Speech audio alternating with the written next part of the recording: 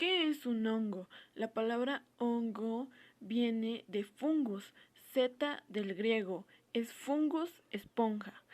Organismos eucariontas portadores de esporas aclorofílicos. Su reproducción es sexual y asexual de estructuras somáticas, ramificadas y filamentosas, rodeadas por paredes celulares que contienen quitina o celulosa, o ambas sustancias, junto con otras moléculas orgánicas complejas. Los hongos poseen núcleos verdaderos típicos en células que se producen por medio de esponjas y que no se posee clorofila.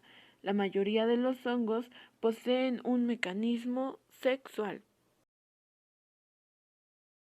La clasificación de los hongos productoras de enfermedades son la Chytridiomycetes división Chytridiomytica, Zygomycetes división Zygomytica, Glomeromycetes división Glomeromycótica, Basidiomycetes división Basidiomycótica, Ascomycetes división Ascomycótica. Las tres divisiones que alberga el reino fungi son Myxomycota, división Eucomycota, división Lichinis. Estructura de levaduriformes. En las levaduras podemos encontrar las mismas estructuras halladas en las células de plantas y animales. El ectoplasma es la parte externa limitante del protoplasma celular. Forma la membrana que en las células viejas es muy evidente. La pared celular se compone de una sustancia carbohidrato nitrogenada a la que se ha dado el nombre de celulosa de levadura. Algunas especies forman cápsulas, no poseen flagelos. El núcleo de las levaduras es relativamente grande y junto con la vacuola nuclear ocupa bastante espacio en la célula. Estos tipos de hongos los podemos ver que los utilizamos en nuestra vida diaria, ya sea para hacer un pastel o es de la manera que hacen los vinos.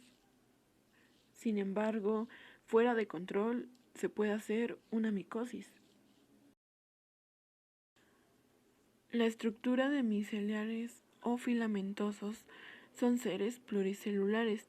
El protoplasma contiene uno o más núcleos, según las hifas sean tabicadas o no. Si son tabicadas, cada célula está bien definida por los septos de separación y contiene un solo núcleo. En estos mohos no tabicados, a lo largo de la hifa aparecen numerosos núcleos sumergidos en una masa protoplásmica común. El protoplasma de los mohos tiene aspecto granuloso, probablemente por la presencia de gránulos y vacuolas, similares a los que poseen las levaduras. El moho consta de una masa de filamentos entrecruzados que constituyen el micelio o hifas. Es otro de los hongos que utilizamos en nuestros alimentos. De igual manera, solamente si son controlados se ocupan de una manera favorable. Cuando no son controlados, se vuelven directamente una micosis. Nutrición de los hongos. Los hongos son organismos que requieren oxígeno molecular, por lo que se les denomina aerobios, y es indispensable para su desarrollo. Todos los hongos son heterótrofos, y la mayoría se alimenta secretando enzimas en su entorno, ya que las enzimas descomponen los alimentos en pequeñas moléculas y después estos lo absorben. Este modo de nutrición se le llama absorción. Así como también requieren de la presencia de ciertas sustancias que reciben el nombre de probióticos o estimulantes del crecimiento. Los hongos son capaces de sintetizar todas las combinaciones nitrogenadas y otras sustancias necesarias para la vida. Los elementos esenciales para la nutrición son de dos clases: los no metálicos y los metálicos. La reproducción de los hongos por lo general involucra una etapa haploide y una diploide. En la etapa haploide se relaciona con la reproducción asexual y la diploide con la reproducción sexual. Esta última suele ser muy corta, ya que los hongos deben reproducirse fácilmente para conservar su capacidad de adaptación. Existen hongos con las dos formas de reproducción y otros solo sexualmente. La reproducción sexuada o perfecta se denomina teleomorfa y la reproducción asexual anamorfa o mitospórica. Los hongos que representan ambas formas se llaman holomorfos. Dentro de la transmisión de los hongos se determina por un micelio que normalmente se origina por la germinación en una sola espora. El micelio es un conjunto de hifas que forman parte de la vegetativa de un hongo y este también le sirve para su nutrición.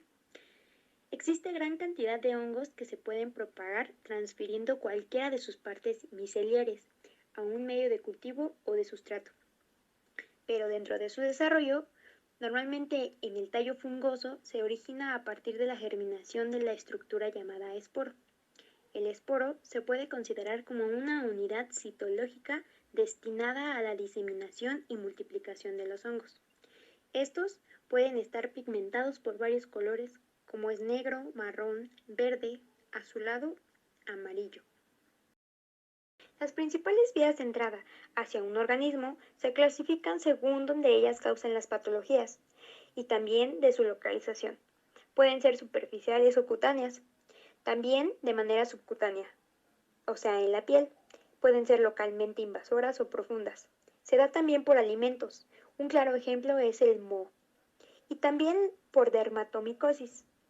Por otra parte, la patogénesis de los dermatofitos consta de 3 pasos específicos: de adhesión, invasión y respuesta inmune. Dentro de los mecanismos de adhesión e invasión se empiezan a dilucidar con experimentos in vivo e in vitro, que hasta ahora arrojan resultados que explican cómo se inicia y cómo se disemina la infección. Pero, sin embargo, la respuesta inmune del hospedero es la que en la última instancia juega el papel más importante en la resolución y el progreso de la infección. Mecanismos de daño. Entre los hongos que producen lesiones superficiales se detectan los dermatofitos. Afectan la piel, las uñas y cabello. Tiene gran afinidad con la queratina de estas regiones, por lo cual perforan en el cabello, adelgazan en ciertas partes de este. En caso de la piel, presentan costras internas, inflamación frecuente y prurito. Clasificación de las infecciones por hongos. Dentro de la clasificación, levaduras y hongos. A. Perfectos. B. Imperfectos. 2. Hongos productores de tiñas, de los cuales se dividen 2, superficiales y profundos.